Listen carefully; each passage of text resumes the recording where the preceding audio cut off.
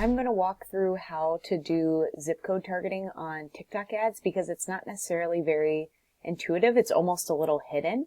So what you're going to do, once you create your new campaign, you can choose whichever objective you want for the purpose of this demo. We're going to do reach, campaign name, put your budget in, hit continue, because where you define the location targeting is at the ad group level.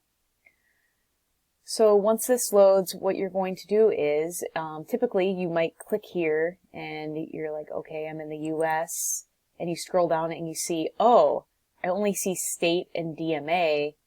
I must not be able to do zip code targeting, but don't let that fool you, because all you need to do is actually just type in a zip code, like you see there, and then you can target it.